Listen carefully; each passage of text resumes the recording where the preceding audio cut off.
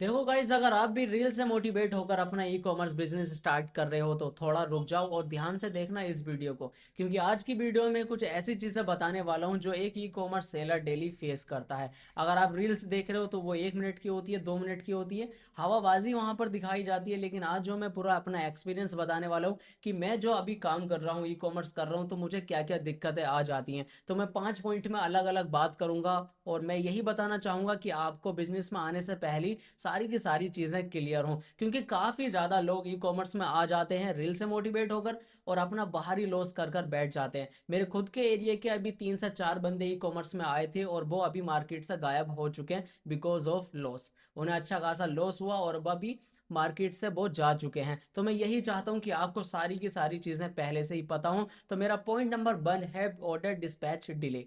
देखिए क्या होता है, आपने ऑर्डर पैक कर दिया, आपको ऑर्डर आया, आपने उसका लेवल जनरेट किया, पेस्ट किया और उसको बिल्कुल रेडी करके रख दिया, लेकिन आपका वहां पर जाकर पिकअप नहीं हो रहा है। जो लॉजिस्टिक पार्टनर है वो आपका पार्सल आपके घर या ऑफिस से उठाने नहीं आ रहे। अब इससे सबसे बड़ा इम्पैक्ट क्या पड़ेगा, वो ये पड़ेगा कि आपके पास में जो ऑर्डर आया है वो कस्टमर के पास बहुत ही ज़्यादा लेट पहुंचेगा। जाहिर सी बात है, अगर आप भी कोई चीज़ अगर ऑर्डर कर रहे हो किसी भी मार्केट प्लेस से, तो आप बार बार जाकर देखते हो कि मेरा ऑर्डर कहाँ पर आया। ये भी बिल्कुल वही चीज़ है। अगर आपने आपके कस्टमर ने आपसे कोई भी चीज़ सामान मंगाया है तो वो चाहेगा कि मुझे जल्द से जल्द मिले, लेकिन आपकी तो उसमें कोई गलती है नहीं, आपने तो ऑर्डर पैक करके रख दिया। दिक्कत कहाँ पर आ रही है, लॉजिस्टिक पार्टनर की, कि लॉजिस्टिक पार्टनर आपका पिकअप नहीं कर रहा। तो सबसे बड़ी दिक्कत तो यही आ जाती है। और इसमें जो चीज़ निकल कर आती है वो निकल के आती है हमारी रिटर्न और आरटीओ। जाहिर सी बात है, जब आपका पार्सल आपके कस्टमर तक काफ़ी दिनों के बाद पहुंचेगा तो या तो वो आरटीओ लगेगा या फिर वो रिटर्न लगेगा। अब आरटीओ में और रिटर्न में कैसे हमारा नुकसान होता है वो भी जान लेते हैं। देखिए, अगर आपकी आरटीओ है तो उसमें आपका जो आपकी पैकिंग होती है उसका आपका नुकसान होता है। और अगर वहीं रिटर्न की बात करें, यानी कि कस्टमर के पास तक आपका प्रोडक्ट पहुंच चुका, उसने आपके प्रोडक्ट की क्वालिटी चेक की, उसको पसंद नहीं आया, उसने रिटर्न कर दिया, तो वो होता है कस्टमर रिटर्न। अब उसमें 200 से लेके 300 तक आपका जो आपका चार्ज लगता है उसको दोबारा आपके घर या ऑफिस तक लाने का।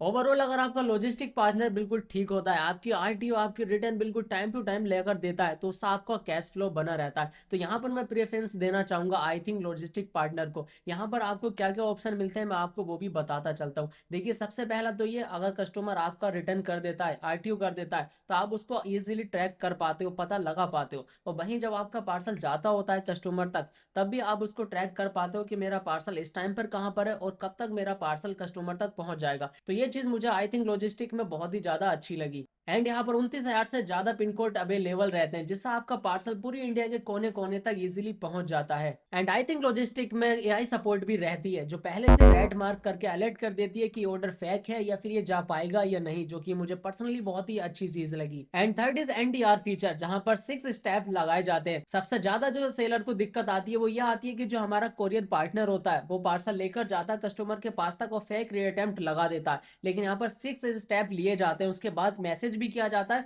और पर्सनल कॉल भी की जाती है, पूछा जाता है कि आप पार्सल एक्सेप्ट क्यों नहीं कर रहे हो, जिससे हमारी रिटर्न और आरटीओ काफी ज्यादा रिड्यूस हो जाती है।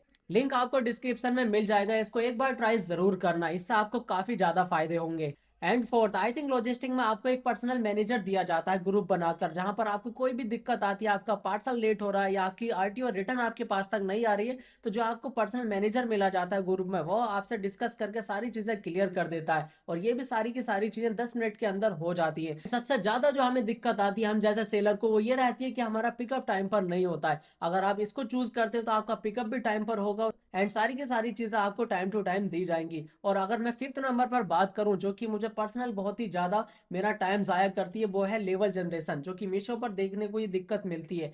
अगर आप टिकट भी रेज कर देते हो तब भी आपका लेवल जनरेट नहीं होता है, जिससे हमारे पार्सल काफी ज्यादा लेट हो जाते हैं और रिटर्न और आरटीओ आने के चांस बढ़ जाते हैं।